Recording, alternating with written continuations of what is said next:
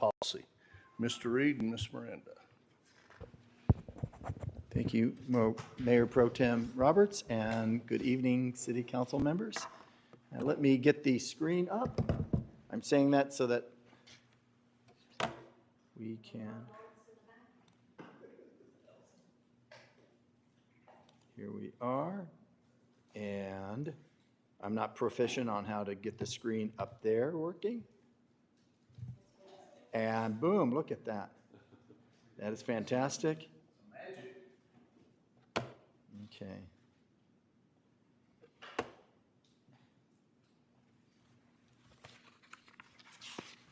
Let's get going.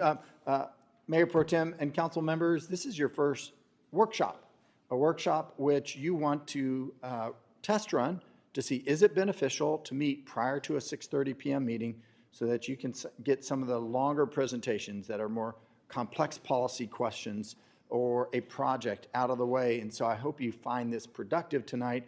We also put each one of these items on the regular agenda in case you need to take action, in case we run out of time. So hopefully that we meet your expectations of getting some of these done in advance, helping us with our regular meetings.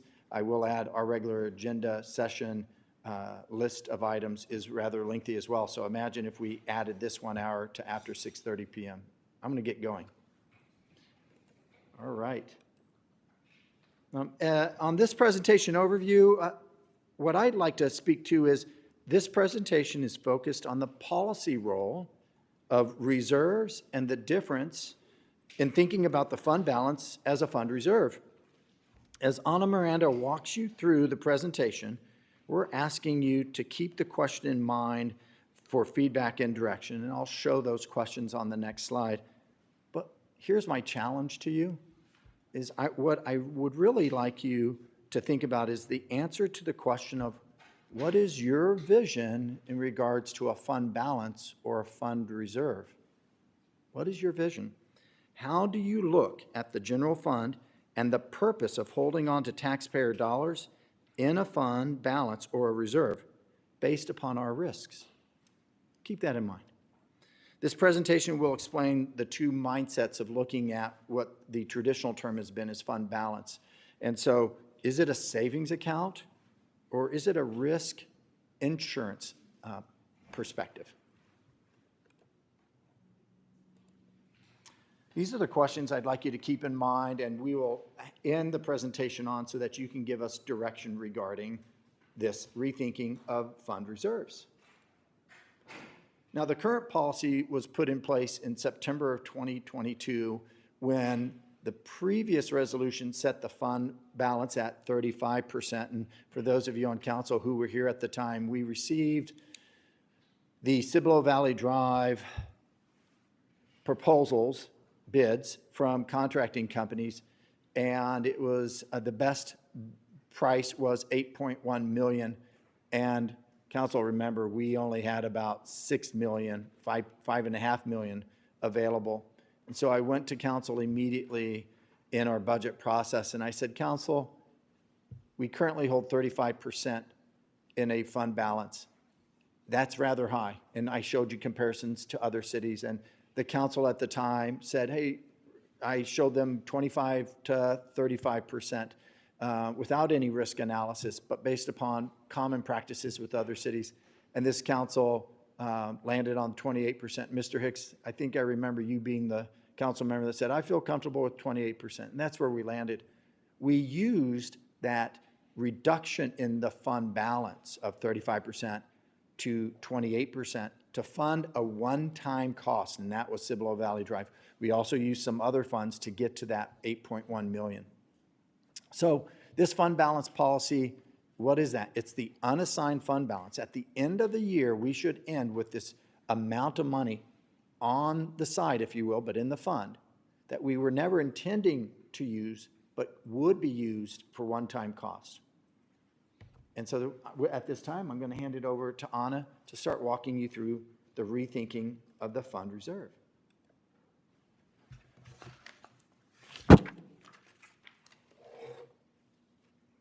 Good evening, Council. While often used interchangeably, reserves and fund balance are distinct financial concepts. Fund balance represents the total difference between a government's assets and liabilities on its balance sheet. However, not all of this fund balance may be readily available for spending. Portions can be obligated or non-spendable, such as funds tied up in inventory. In contrast, reserves are the unrestricted portion of the fund balance that a government intentionally sets aside to provide protection against unexpected and unavoidable costs or losses.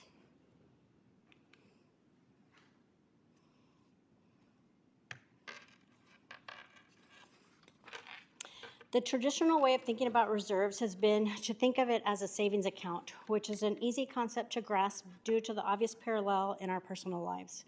However, reserves should also be considered as a risk management tool. More is not necessarily better. The alternative approach is to consider it as an insurance policy, which is also an obvious parallel to our personal lives. It can be seen as risk mitigation that complements our insurance policy.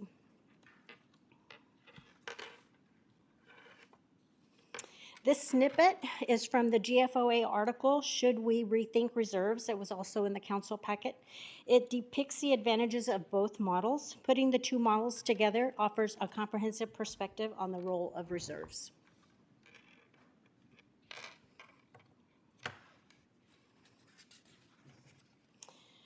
How much is enough when considering our specific risks and needs?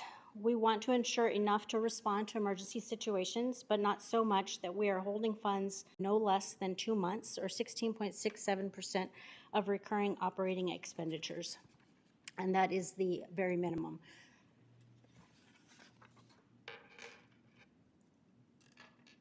The June 2024 webinar training called Rethinking Reserves, Using Data to Determine the Right Level. GFO recommends a 5-step analysis in rethinking reserves. Step 1 is to define reserves. Step 2, define the risks that the city is subject to. Step 3 is to determine your exposure to those risks. Step 4, put together the findings of your analysis. And then step 5, to settle on a reserve target.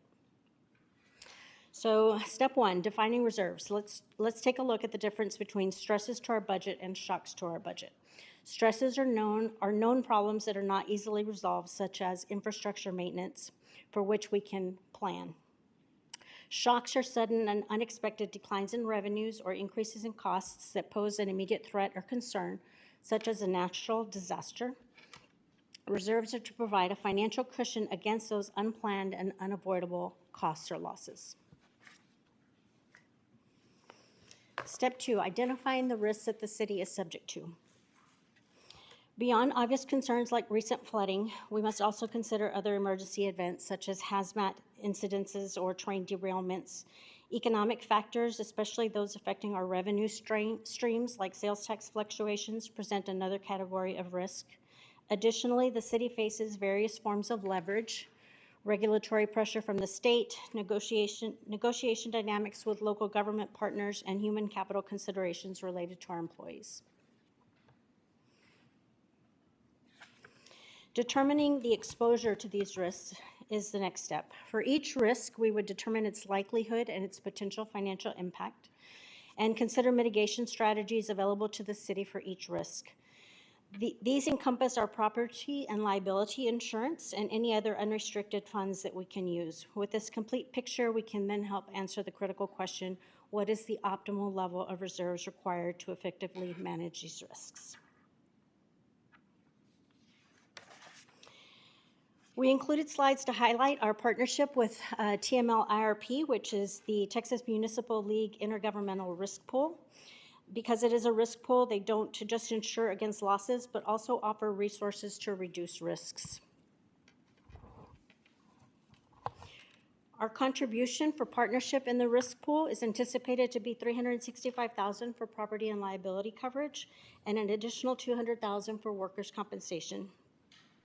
We consider the deductibles to be reasonable, Increasing deductibles does not decrease the cost significantly enough to consider this option. TML IRP staff reviews our coverage levels and limits with us annually and recommend any changes they feel that would be in our best interest. Pooling risks benefit us by distributing losses across many participating entities, reducing administrative costs, and providing expertise for loss prevention and mitigation. In addition, unique to our city, we have unrestricted funds of $2.7 million available to us through the Cibolo Public Facility Corporation that can be viewed as a savings account.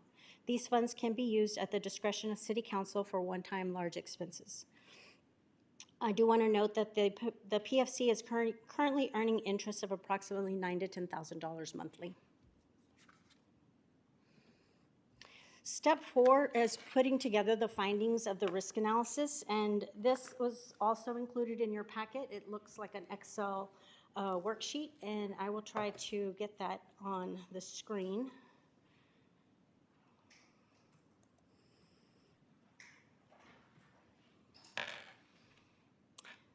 But I'm not technologically advanced enough to do so. Do you know how to? Someone in the back. I don't want to end show, but I guess maybe I do want to end show. Go ahead and end. And then right there.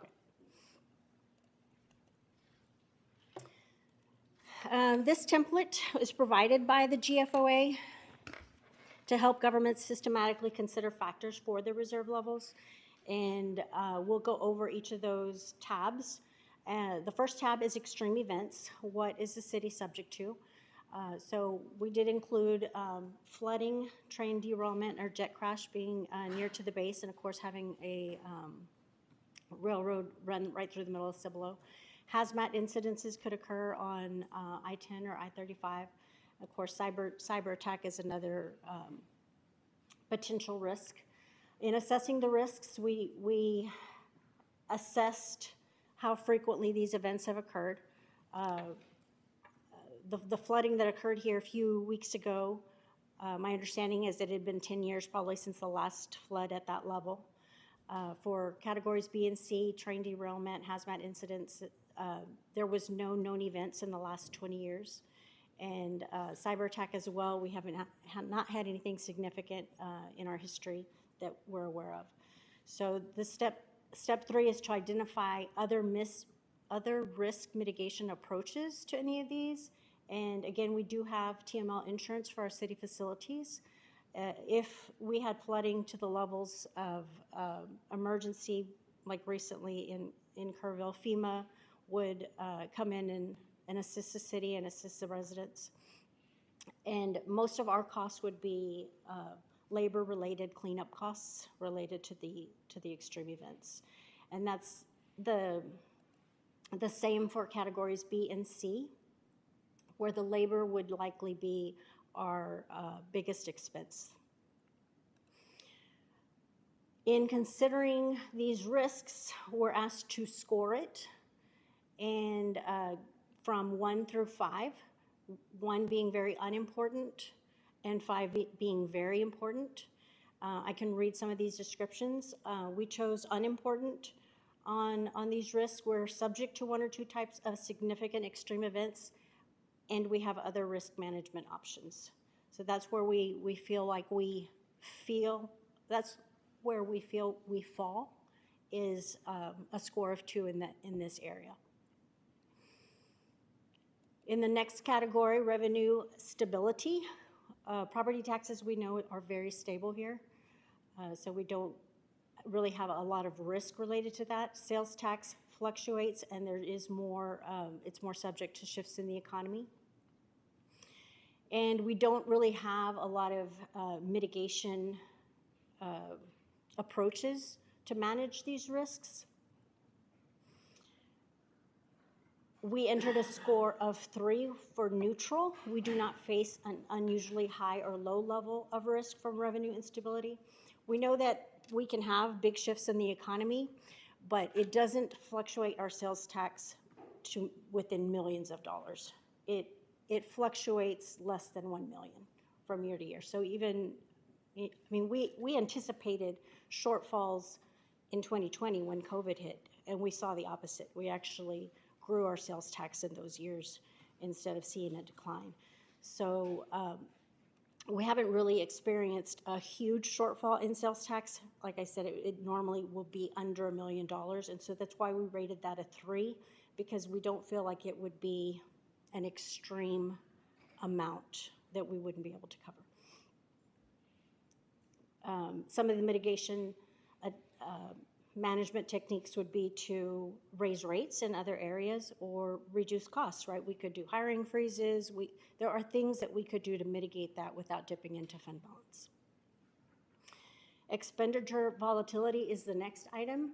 And again, the risks were identified in category 1 as, overtime related to extreme weather events, spikes due to economic or market conditions like tariffs or health insurance spiking. We assess some of the costs of those spikes, and the total we think is probably less than $2 million between all of those risks. If they all occurred at once, it still would only be about $1.5 million.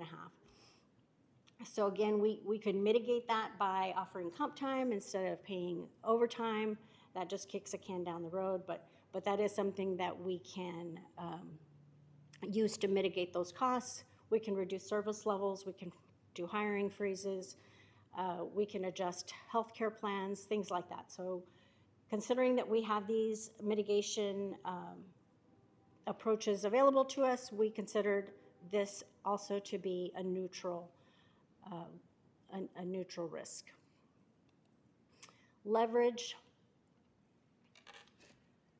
We identified 3 types of leverage: negotiation leverage related to our ILAs, where we have little control over the rates that are set by City of Schertz for EMS and for dispatch services. We have human capital leverage, which we are a high service industry. Most of our costs are related to employees, and we have to make sure that we pay a competitive wage to keep our employees.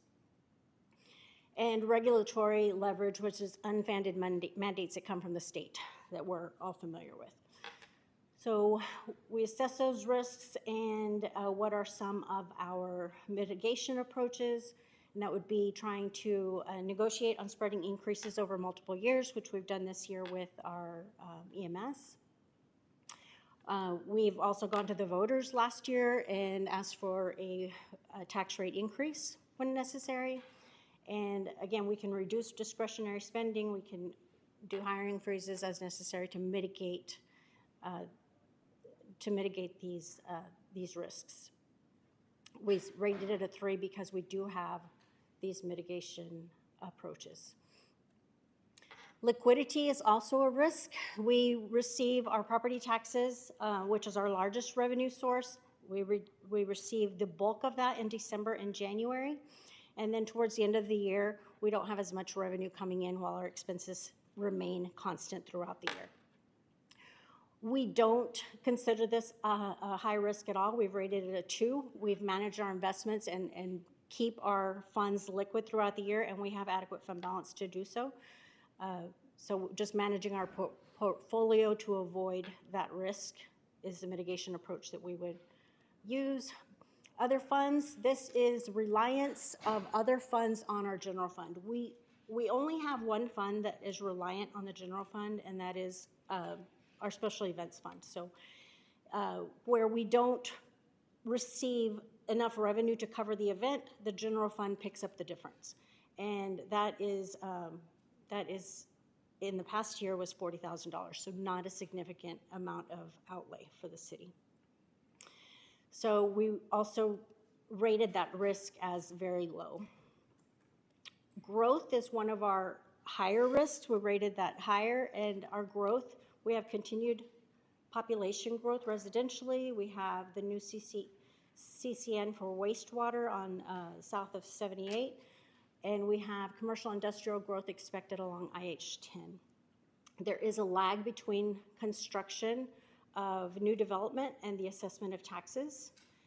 And there's a lag between the infrastructure needed and the funding to be able to provide that. So we do have a I'm going to say it again, a double A rating.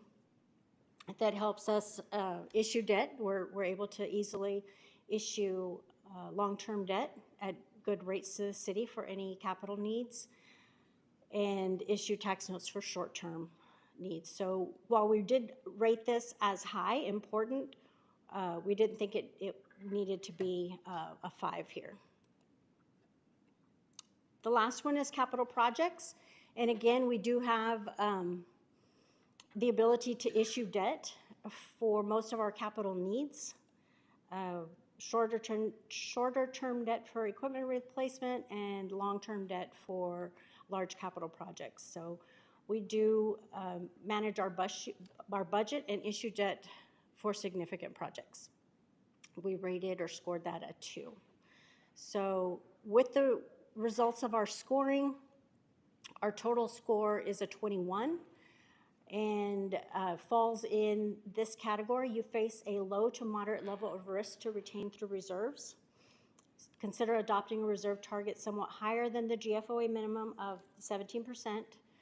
And since risk is low, do not invest excessive analytical effort in determining an exact target amount. Consider a short informal benchmarking study with peer agencies to provide guidance. I did want to show you as well below in step 3 and 4, based on our size, we add 2 to the number because we are less than 50,000 in population. We didn't add any additional points because our budget is lean and we don't have any contingencies, very little contingency in it. And we subtracted 2 points because our borrowing capacity is, we do have borrowing capacity, and if necessary, we're able to use that.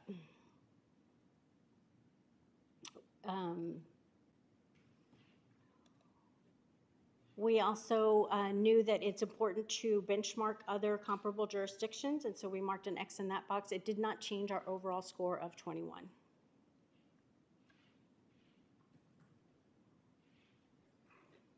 I'll go back to the PowerPoint.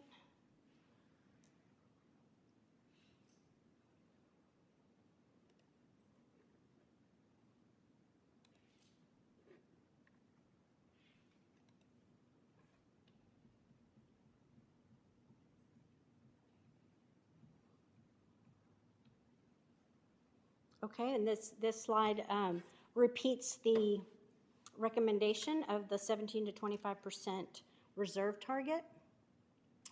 And I wanted to explain a little bit about establishing a range. A range-based approach to reserve management offers advantages over having a single target number. The method not only accommodates differing risk appetites, but also provides flexibility as revenues and expenditures naturally fluctuate. Maintaining reserves within a defined range ensures stability. Dropping below the lower bound necessitates a clear plan for restoration, while holding reserves above the upper limit frees up resources to strategically fund large non-recurring expenditures or strategic initiatives. We did provide information. We benchmarked several other cities, some of them with similar risks as Cibolo has, Seguin, Schertz, and Kyle near the bottom. And we were asked to also look at some cities that have a higher likelihood of natural disasters, like, for example, hurricanes. So Galveston is up there, and Corpus Christi is up there. Eagle Pass has also seen some river flooding. And Texas City has had chemical plant incidences, and they are also exposed to hurricanes, and Bastrop had the wildfires in 2011. What really you see is that most of these cities, the majority of them, have 25% as their benchmark. Only 3 cities expressed a range. Anywhere from 15 to 25%, bigger city like Corpus, 17 to 20%, which with their ability to raise revenues, it makes sense that they would have a lower reserve. And then Eagle Pass at 25 to 30%. Most other cities fall right at that 25%, with Schertz being an exception at 26%. and us at 28%. So alternatives to consider are shown on this table. Our current policy shows what our fund balance at 28% was for fiscal year 23, 24, 25, and projected for 26. The reason that it fell in 25 was that was the first year of the Development Services Fund, so we moved some of those costs into a separate fund. I also put up there for comparison is for additional information is the Cibolo PFC fund balance. It was 4.5 million in fiscal year 23, and City Council took the opportunity to purchase the building next door at that time for 2 million, reducing that fund balance to 2.8, and in fiscal year 25 it's expected to be 2.4 million. So those funds are also available for City Council to use for one-time large expenditures or to maintain and hold on to as a risk mitigation approach. This brings us back to the slide seeking council feedback and direction.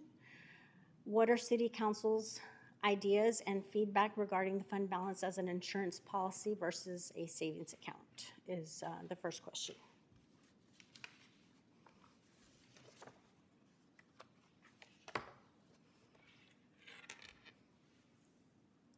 Does anybody have any questions on any of the slides in particular? Is this feedback that City Council is ready to give, or is... Ms. Miranda, I have a question or two.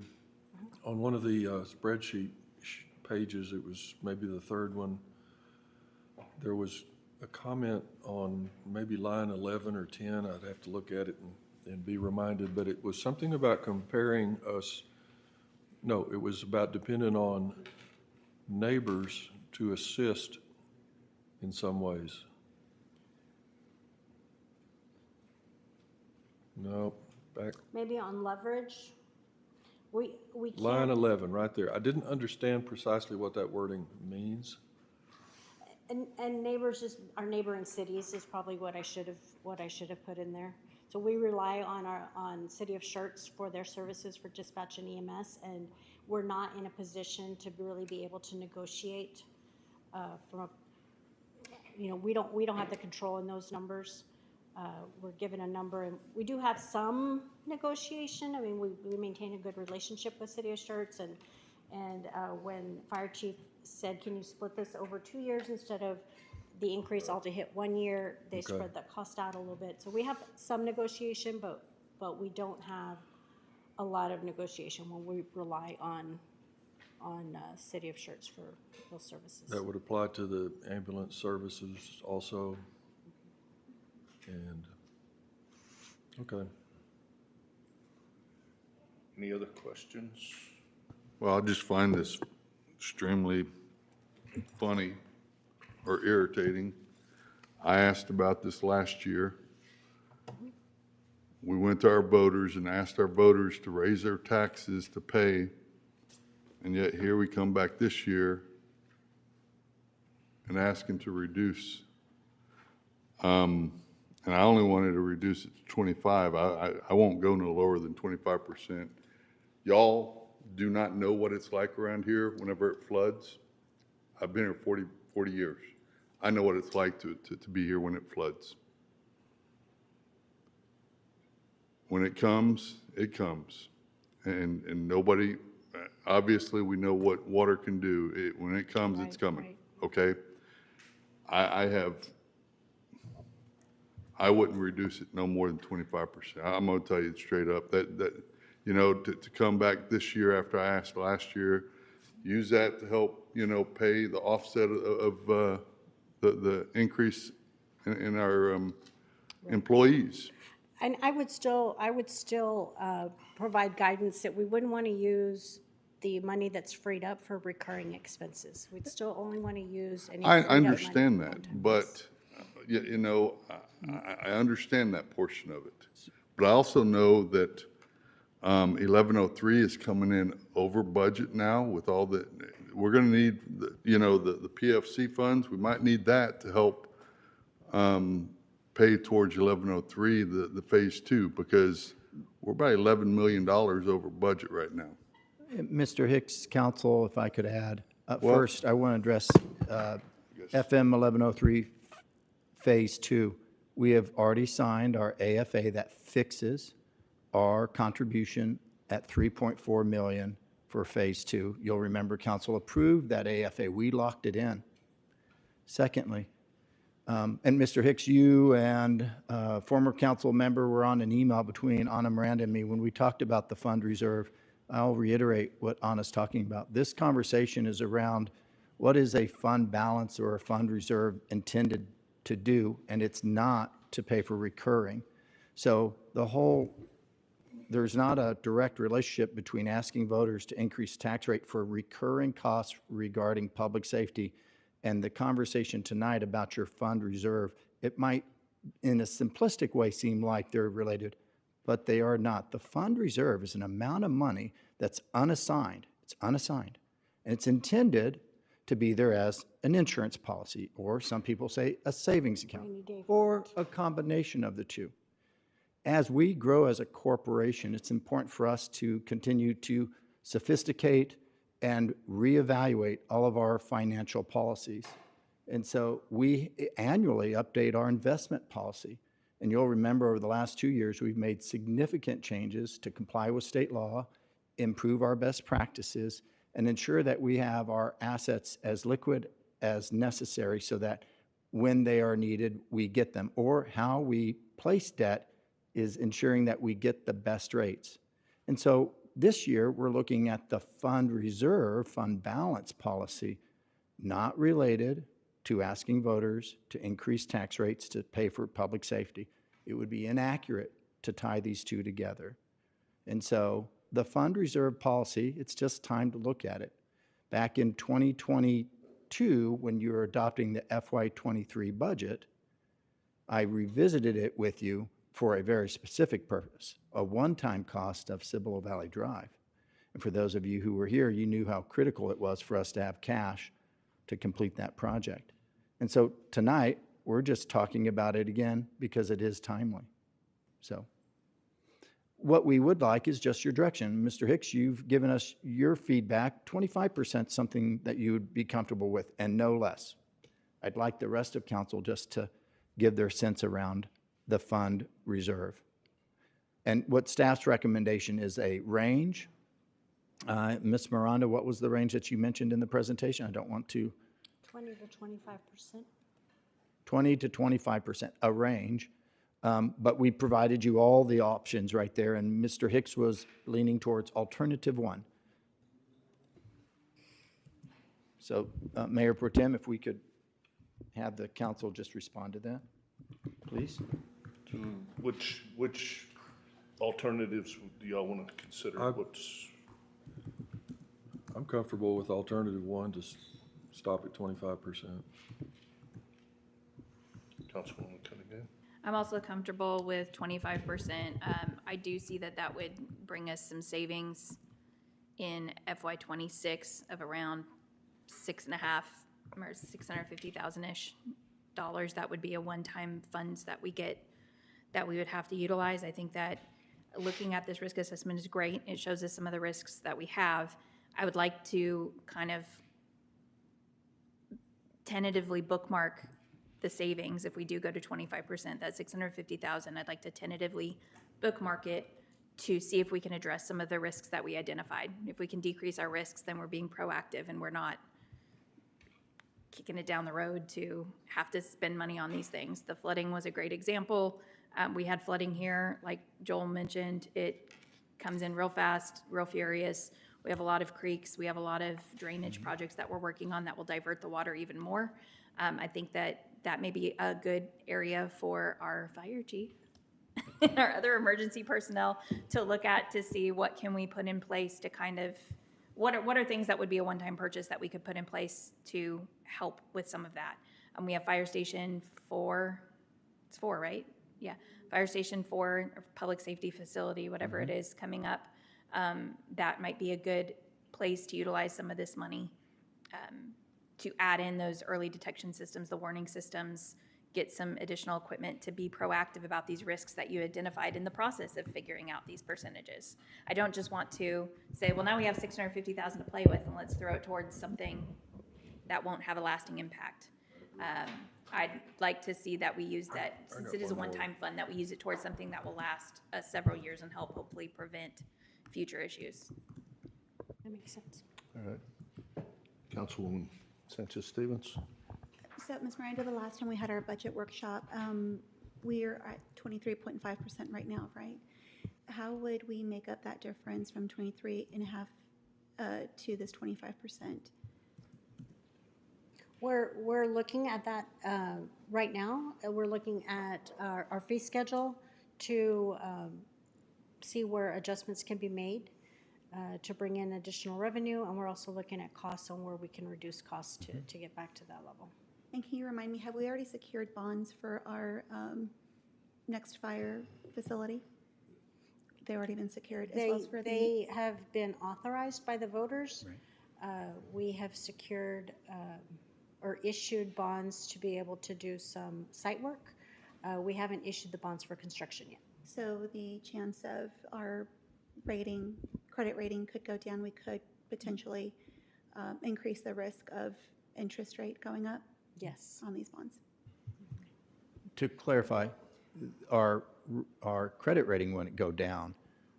We are in an interest rate sensitive environment. We can't predict what this national scene will look like. If tariffs go into place, the bond market will view that as higher risk, and then they look at each municipality that's issuing debt. We have a very strong credit rating because of our prudent financial planning, our strong capital improvement program execution, our official financial policies, strong cybersecurity policies and practices, and the list goes on. So interest rates going up and down, we don't control.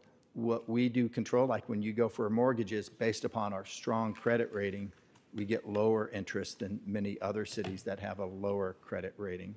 Just wanted to clarify. No, right. And then the only reason I brought that up is because in reading the report, I knew that, in reading it, that reducing your reserves there could be a possibility of your credit rating being impacted with that. So I just wanted to ask more questions about our bonds and how that would look. Right. I would also feel comfortable at 25%. I don't think that between 28 and 25, that would impact our credit rating a huge deal. So for that reason, I would also alternative one, please. All right. Councilwoman Roberts? I wouldn't want to go below 25%. I still think we should maybe try to stick with the range of 25 to 28%, but I would not go below 25%. Councilman Higgs? 25%. 25% still? 28 to 25, I'm like done that. Okay. I don't want to drop it no further, but no lower than 25%. Okay. And Mr. Brown? Well, just one more thing. I was wondering, I haven't lived here 40 years. I don't know the history of these flooding events. Can anybody assign like a dollar value? I know the suffering and inconvenience was very real, but as far as dollar cost to the city, is there some way that we have record of that? What did it cost us? So I could speak to just flooding. So you have to look at what are our public facilities and what that would be potentially impacted by. What are the insurance policies we have that then protect us from any damage? And then you could look at roadways, right? Severe flood event can affect your capital infrastructure. And so we have strong property and risk insurance through TML with very low deductibles. In our staff report, I identified how much we contribute annually to our insurance policy, just like as homeowners, we provide or pay for homeowners insurance. And then as far as capital infrastructure, as Ms. Miranda has spoken to tonight, we have a very strong debt capacity where we can continue to pay for infrastructure. So if there is an emergency, one, you'd look at your reserves because you need to act quickly. But secondly, we have the capacity in both our capital improvement program to pay for the infrastructure. And then last, but definitely not least, is in a flood event that's severe, like we know has happened in the Hill Country, both state and federal resources become available, and disaster proclamations and declarations are passed, which then make all of those expenses, both to property, to infrastructure, as well as staff resources dedicated to the recovery, refundable. But that's in the rears. It comes after the fact. Mr. Reed, how much did it cost to redo the low water crossing on Recipe Road? That was, I'll look at Mr. Julio Gomez, but that was under 500,000, or right about, Which project was that? Recipe Road.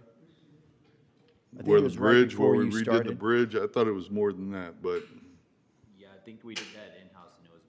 no, you did not.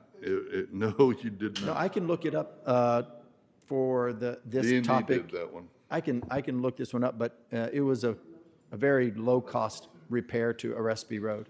Yeah. Was that done with ARPA funds? Was that done with ARPA?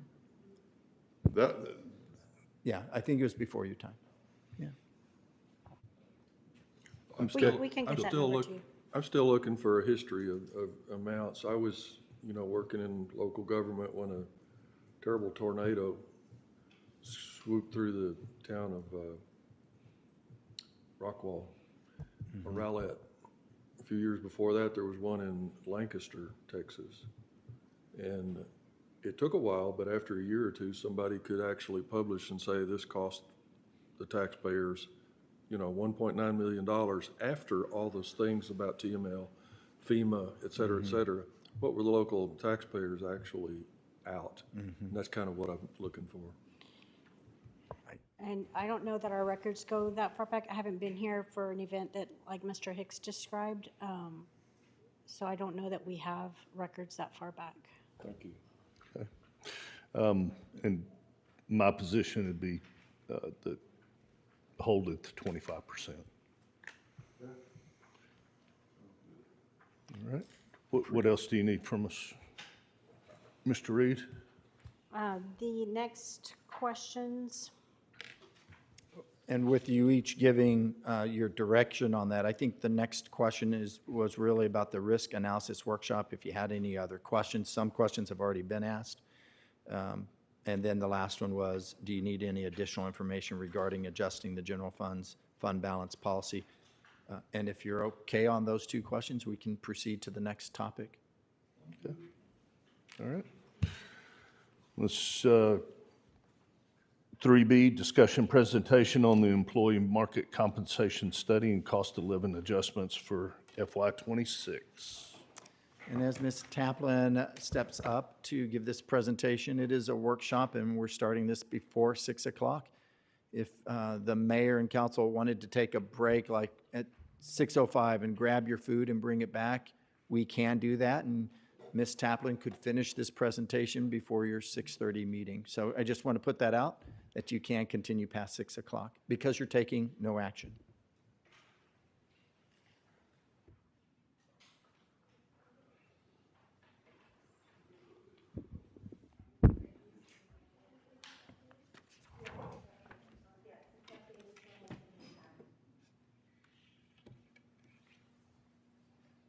Good evening, Mayor and Council.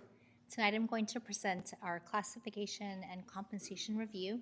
As you know, at our last budget workshop, we shared with you the process, and today we'd like to share the results. Today we'll be looking at the questions that we have for you as a council.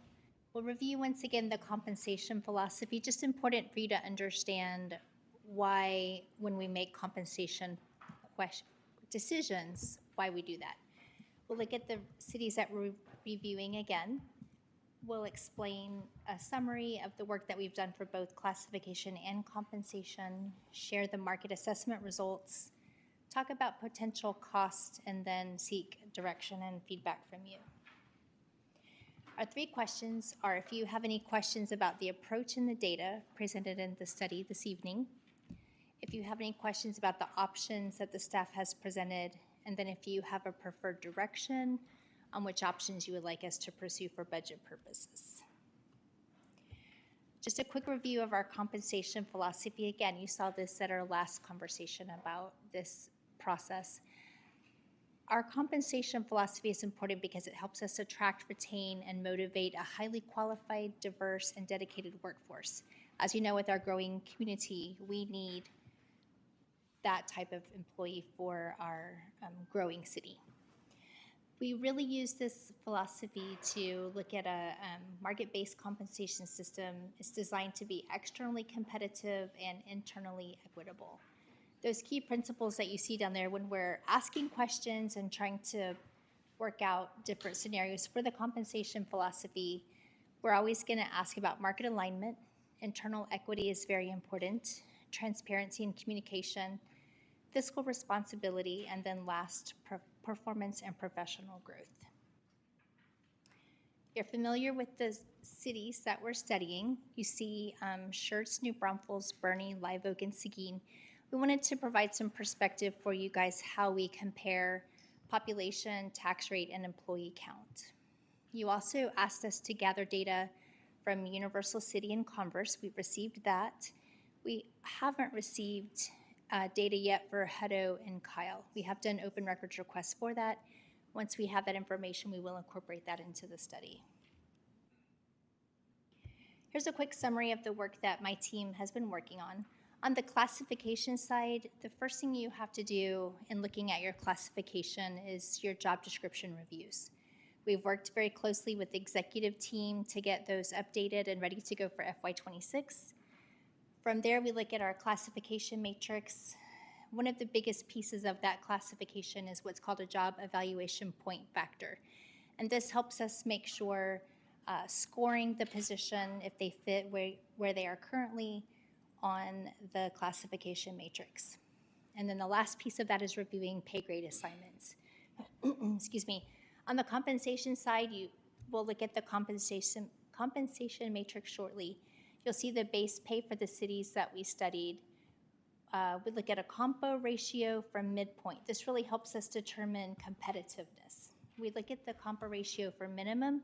We've added that this year to make sure, obviously when we post a position, people are looking at that starting pay. So we want to make sure that we're competitive there as well. We also did individual pay models for any employee who is in the study. The individual pay model looks at their exact experience, similar experience, looks at their degrees, if the degree that they have is above their requirement.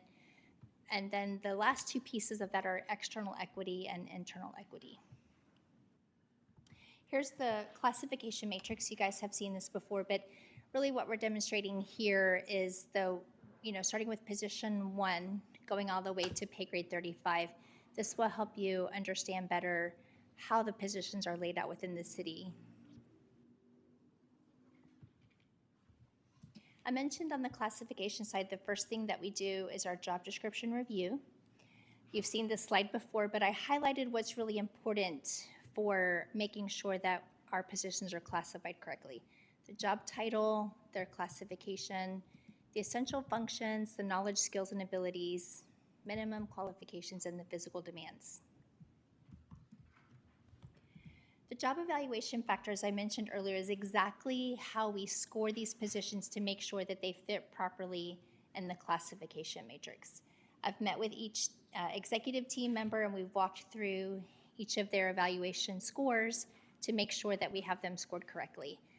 The factors that we look at are formal education. That would be anything from no high school diploma all the way to bachelor's, master's, or higher. Experience starts with no experience all the way to 10 plus.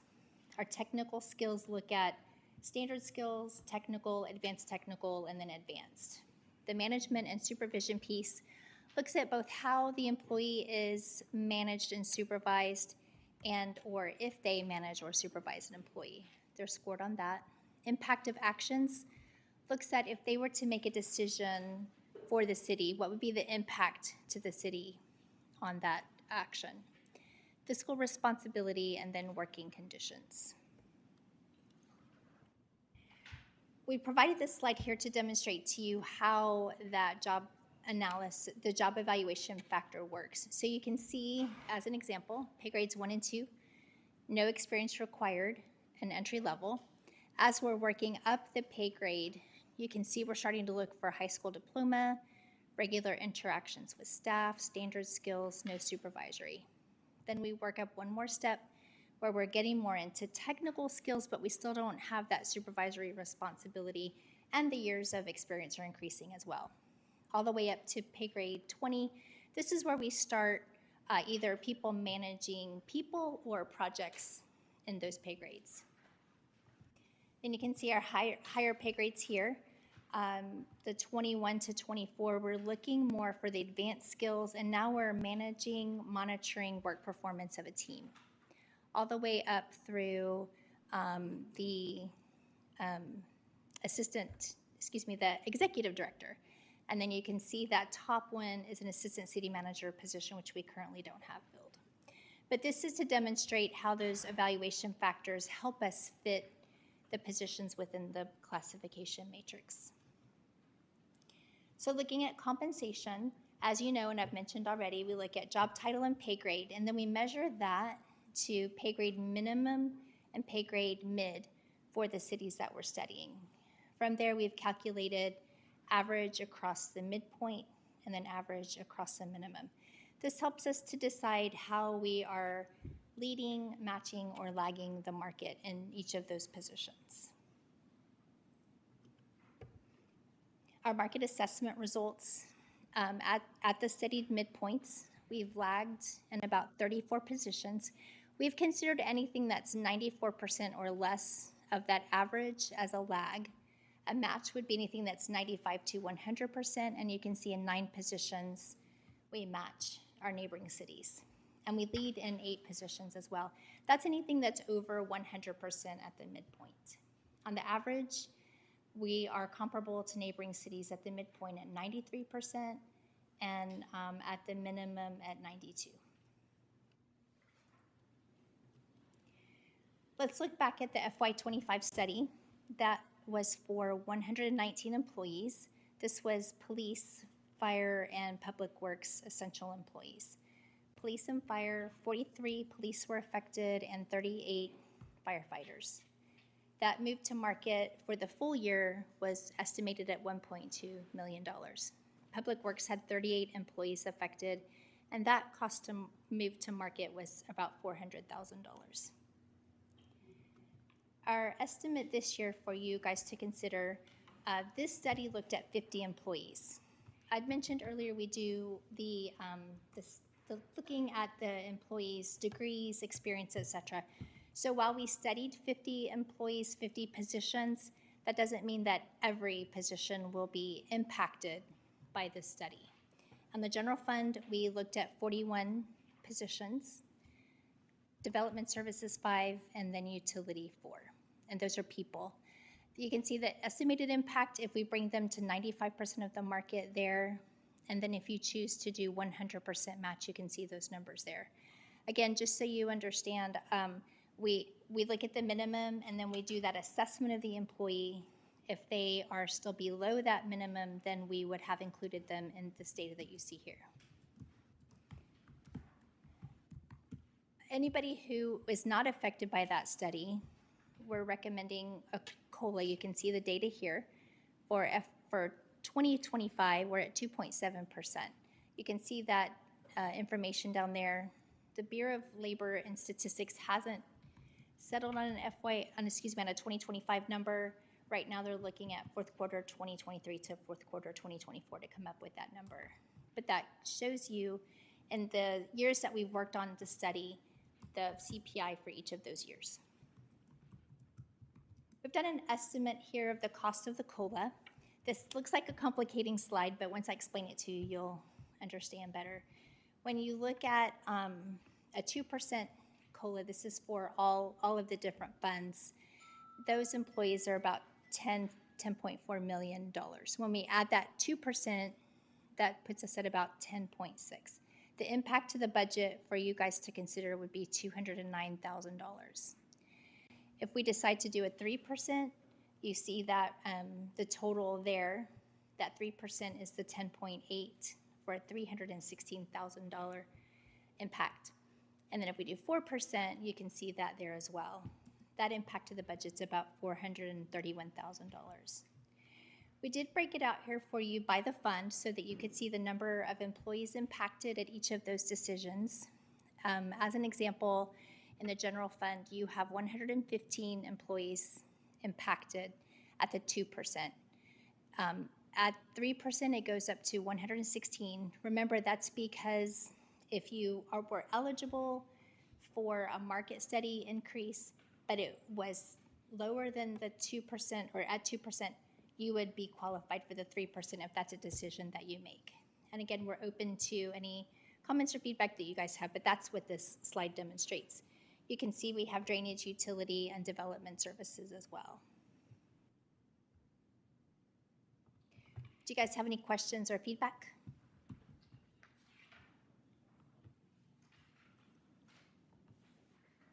I do. Yes. So on the positions that are leading and lagging, Yes. you said there is 8 positions leading. What types of positions are those? It's really anything in this. There weren't any specific ones that were prominent in that. It was a pretty spread out layout. So it wasn't like a grade section of the grade, not like at all. 4 through 10 are lagging and No. And in fact, I'm glad that you asked that question. One thing that we will consider, if there is a significant pay grade that is that lead, then we would consider moving it up to the next pay grade. Okay. So that's a step that we'll be taking as part of that analysis of the classification. It's a good question. And then the lagging, it just said under 94%. What was the lowest lag that we had? 85. 85. Ooh. And do you know what position that was? I don't remember, but I'll look at the study and I'll get the information to Mr. Reed and he can let you know. Other questions?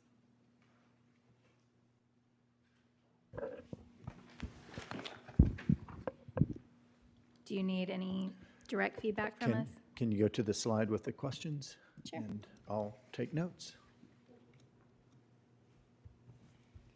Any questions about the approach or the data that we've used? Look, I would like to do the market, bring people as close to market as we can. I think that getting staff and having staff retention is really important. And then I also want to look at doing COLA if we have the funding for that, like you were explaining. Okay. Mr. Mahoney, I'll echo what she said, same thing. Councilwoman Stevens. Councilwoman Roberts. I agree that we need to invest in our employees. However, we also need to look at the employees that you're asking us to invest in. Are they truly meeting the expectations of what this salary would require? And, I mean, we gotta look at our lower end individuals versus our higher end and just make sure we're taking care of everyone the best way we can. Yes, ma'am. Every position that was in the study has been both studied on the classification and the compensation side. Well, there's some reasons, but I mean, I understand. I'm gonna have to still consider this further. Sure. You good? Okay. Have anything, Mayor? All right. Like we need to, like Councilwoman Cunningham said, bring everybody to market and then investigate COLA, what money we have left. Since last year we did police and fire and we did public works, and this year we're doing these positions, these 50, is it 50 positions or just 50 individuals? Say that one more time. Is this 50 positions or 50 individuals that you reviewed? Well, they're 50. Or both? They're 50 individuals, but remember that not all of those 50 will meet the requirement. Yeah, right. No, I was just trying to think, how many more positions do we have to review for market before we're through Yeah, so everyone? anybody that wasn't assessed last year is in this study Okay, this year. perfect. Yeah. Then that answers So my this will question. complete it this This will year? complete it. That's right. Okay. And Mayor and council members, I've said this before, I've never seen markets in workforce move as much as they've moved since COVID. Absolutely. So you did this in the FY '22 budget for police and fire. In FY '23, we moved everybody else. And here we were in FY '25 because Church, Seguin, New Braunfels, and other cities moved public safety dramatically. And now that we're a year after FY '25 and we're talking about FY '26, we've seen the market move some for other positions. And so you did the heavy lifting last year. That's why we included slides here to show you what was that heavy lifting that you've already done, and relative to that, what's left. And this is everybody, as Ms. Taplin has already said. Thank you. Okay. Thank you. Thank you. And Do we Mayor and wanna- Council, we're done with the workshop because we're past 6. Yeah, we're past 6. We do have all 3 items on the regular agenda. It was a backup in case you needed to take action. We will ask for action under the 2 items you gave us here during the workshop, and that's why your clarity on direction during the okay. workshop was good. You'll actually give us action. And then Mario Troncoso, Cedric Andres, and Julio Gomez will give you the fleet presentations during the regular meeting. Thank you. Thank you. Can I get a motion to adjourn?